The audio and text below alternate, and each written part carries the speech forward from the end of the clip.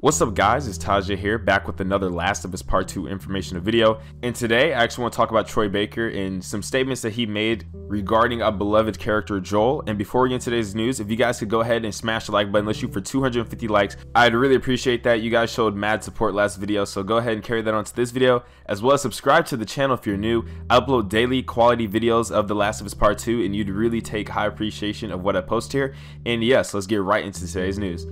So guys, my man Troy Baker actually spoke words about Joel, and Troy Baker, he has been literally talking about The Last of Us Part 2 quite a lot lately, which is actually surprising because like we haven't seen anything about the game in like a year and 3 months, but Troy Baker's been like low-key plugging us up, like just saying whatever he has like to mind. So today I actually want to talk about how he talked about Joel being a villain in The Last of Us Part 2, and I'm actually going to pull up the article from Games Radar and actually show you guys exactly what he had to say.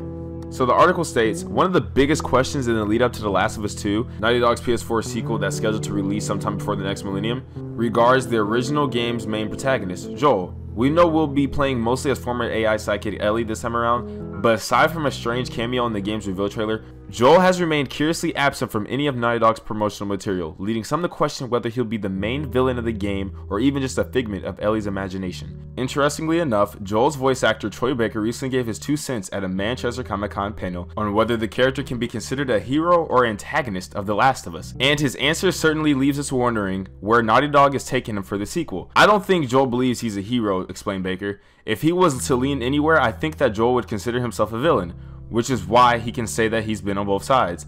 Like he can say, I'm just a guy trying to get by. I'm not here to save anybody. I'm not here to upset anyone's plans. I'm just trying to live one day at a time. Baker continued to explain how The Last of Us reveals the way in which everyone is the hero of their own story, but his comments about Joel is in particular in the fact that he himself considers Joel more moral than good is telling news indeed, given that the actor has already finished his performance as the character of The Last of Us 2. Now, before we just go crazy and say, oh my god, Joel's a villain in this story, let me exactly show you what Troy is pretty much saying. So pretty much, in the eyes of others, in the eyes of your enemy, you could be the villain. So let's say the hunters, they see themselves as just trying to get by, just trying to live, and they see everybody else as the enemy. Like, okay, these guys have their shit and we got to take it. They're the bad guys against us. They're trying to kill us. They're killing us off.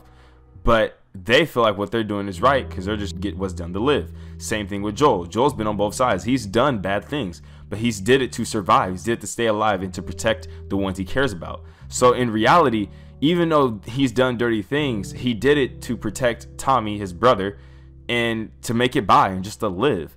But therefore, in his cause, even though he did dirty things, it was still good for his sake. Now let's think about when Ellie was getting prepped for surgery. Joel didn't want Ellie to die, even though that Ellie could have possibly been the cure for the world. Joel cared about Ellie. Ellie was like his second daughter. In his eyes, what he did was right. He was keeping his baby girl safe. He didn't want her to die. He didn't want her to be sacrificed. But in the eyes of the world, he's seen as selfish. What he did, well, it was selfish, but he's seen as the bad guys. So honestly, you only can truly tell is if you step in somebody else's shoes and take a look at what they've been going through. Nobody knows Joel's story but himself. Nobody. So in my eyes, yes, what Joel did was bad. He could be seen as the villain. But in his eyes, what he did was righteous. So when Troy Baker is saying that Joel could be seen as the villain of the game, it's because he lied to our main protagonist Ellie.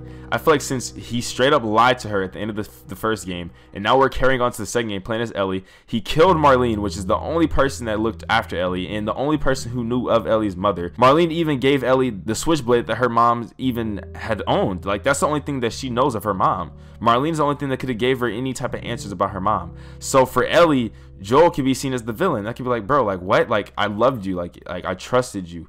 Like, I literally had all this love and everything for you, but you betrayed me that way. Like, you lied to me. That's why I feel like Joel can be seen as the villain of this game.